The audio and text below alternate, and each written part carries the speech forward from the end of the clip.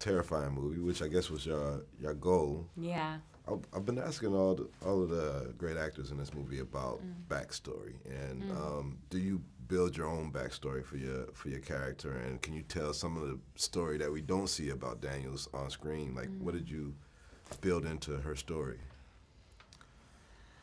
Yeah, I think all the actors in the cast felt with this film it was important to have a sense really of who these people were and where they came from, because I mean, I guess we were all taking a cue from the success and the impact of the original Alien film, because even though you don't really find out much about these people, all those performers were so brilliant, and it all felt so lived in and detailed, and there were kind of the sub-communities within the crew in that original film, and we talked a lot about that. And of course in our film what's different and unique about it is that it's made up of couples, so there's sort of these natural sub-communities established from the start, and that feeling totally affected what it was like on set. You know, you knew that there'd be private conversations going on and like alliances forming and stuff, you know, like so one thing we talked about in terms of sort of that was Amy Simons and Danny McBride's character and James Franco and me, you know, these two couples that we were old friends. And so then, of course, you know, when things start to go wrong, you know, obviously there's like tragedies happening left and right, but there's some that maybe have more of an impact on other characters, and you know that. That's why I really loved that scene at the end with me and Danny. You know, as we're sort of processing. You know, you're just surviving, and suddenly this moment drops in, and what's really gone down on a personal level. And I thought that was like woven in really seamlessly in the script, and I was so impressed with that it could go from the sort of mayhem and the horror to these like little like brief moments of like personal human connections. Yeah, which made it pretty real. Yeah, good. So as we get closer to actual space travel as a world community, and there's all these SpaceX things, we're playing in a character like this and playing in a terrifying movie like this. Would that deter you from wanting to ever like go on a long distance space trip? Honestly, the thought of the food in space is reason enough to deter me. I don't need to be like haunted by images of aliens. I'm haunted by images of like bread in space that like is made out of water and I don't know, pellets or something.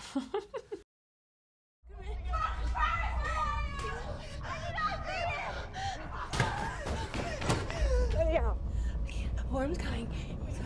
Sir, we are so proud.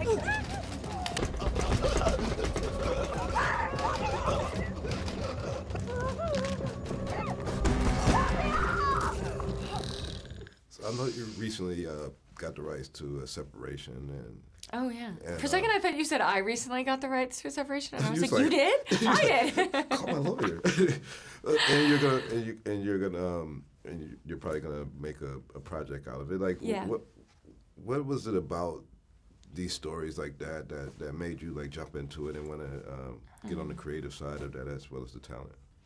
Well, I'm just a big fan of Katie Kitamura's writing, and her first book was about mixed martial artists, and her second book was set in a fictional third world country that you can't I struggle to see how I could recreate or turn into movies. So for a long time I've wanted to adapt one of her books, but I can't play like a male mixed martial artist, and I, can't conceive of this fictional third world country. So this was the first one that I, saw how I could make it into a movie and fit into it. So then I just got nervous someone else was going to have the same idea, so I snapped it up.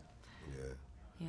And can you tell me a little about the genius of working with Ridley Scott? Like, what's I know you've been on a lot of great projects and worked with a lot of great directors and producers, but what's unique about working on a Ridley Scott film and the relationship he has with the actors? Yeah, I mean, I think it's always just so thrilling to be around someone who's truly gifted at what they do, and I found there were times on set where I thought, you know, if all I'd gotten to do was just be a fly on the wall here, it would have been enough for me, you know. So it was sort of, there was just so much icing on the cake, because just to get to watch him work was a thrill, but then to get to collaborate with him, my stomach has some things to say about this, but just to get to, you know, to get to collaborate with him was extraordinary. And it's a good lesson to learn, I think, to see people that established and that successful and